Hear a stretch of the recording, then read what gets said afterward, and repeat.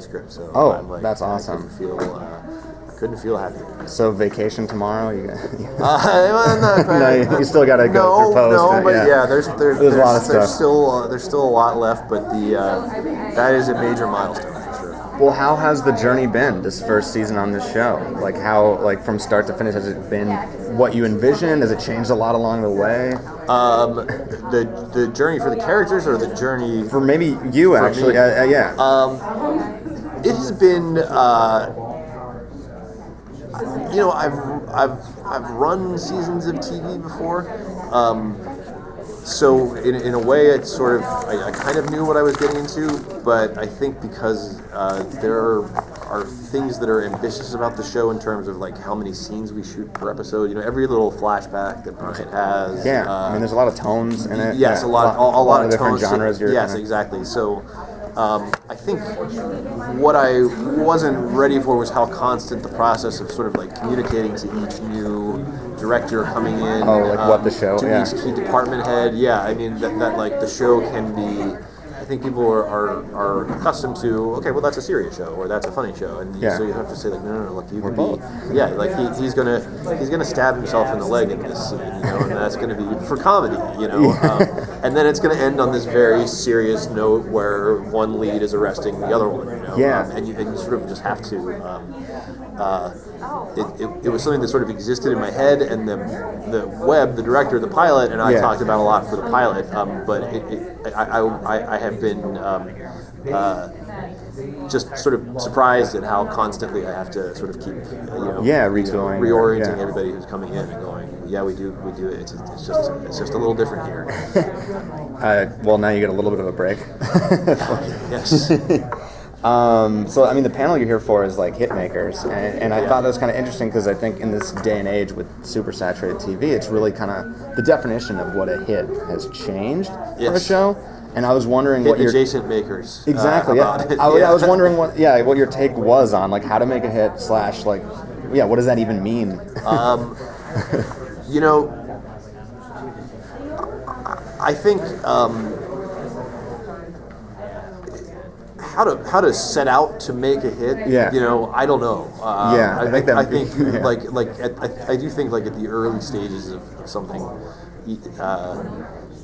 there has to be something that you respond to internally, where you're not thinking in those terms. Not that it's crass to think in those terms, but there has to be that internal spark. Kind of shoots in your foot if you start with that as the goal. Yeah. So for me, that was just sort of finding the character of Brian. And what makes a hit? I rely on other people to tell me that. Because we have, it's an all-consuming enough job, like without that level of analysis. I mean, of course I worry, and of course I worry, I track how the show is doing, but analyzing the sort of macro trends and like who left at minute 10 and why, like I find that if you bury yourself too deeply in that, it sort of interferes with just what you're setting out to do. Yeah, exactly. What was it about Jake McDorman that stood out to you casting him as Brian Finch? A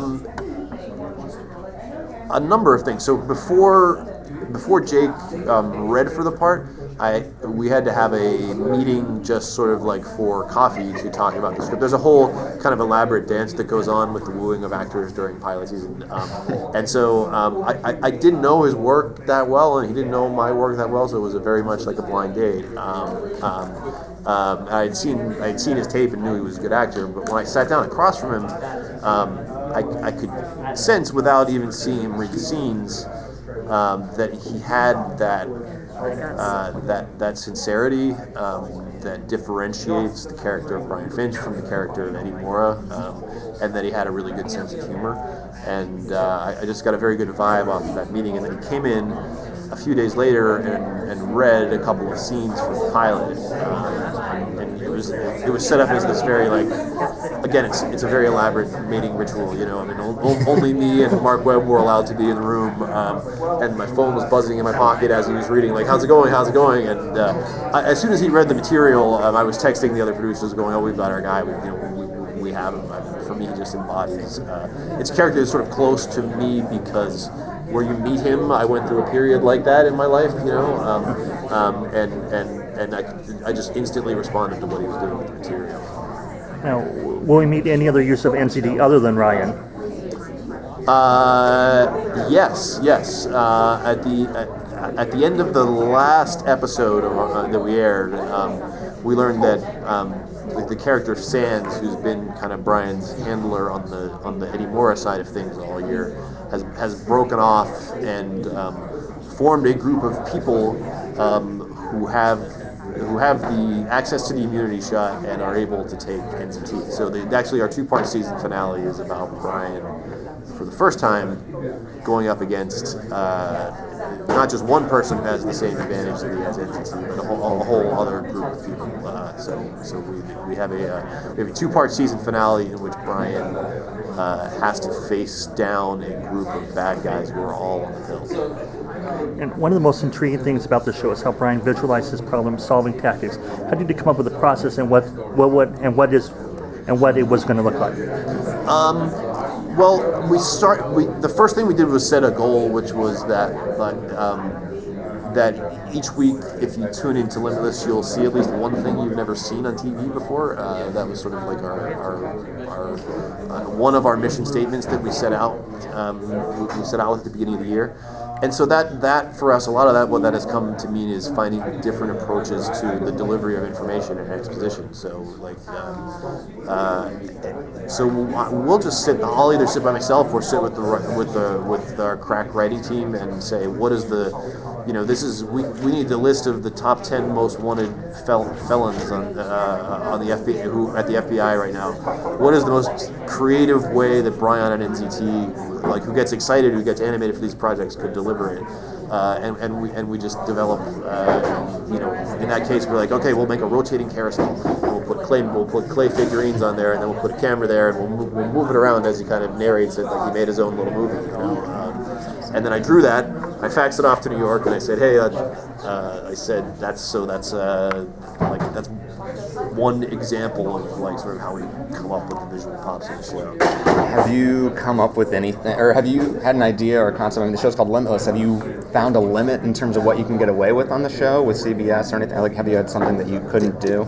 They've been very supportive of the experimental nature of the show. We do try to keep in mind that we're writing for the boundaries of a mainstream audience, but still for a mainstream audience. So I would say maybe the one stunt we've done this year that was a real love it or hate it moment was the episode where you sort of swapped, where there was this dinosaur from Brian's subconscious and you kind of swapped words in. I think that was maybe too. I think for us that was I think maybe we found the line as far as how crazy is too crazy right there. Yeah, even though I like the episode, but when I watched it, I was like, this is not real. This is niche writing, not mainstream writing. Yeah. Awesome. Yeah. Well, it sounds like. Cool. Thank you so much. Thank you. Yeah. Thank you. Nice. What's your favorite cookie? Oatmeal raisin by far. Awesome. Yeah. There you go. That's the most in question.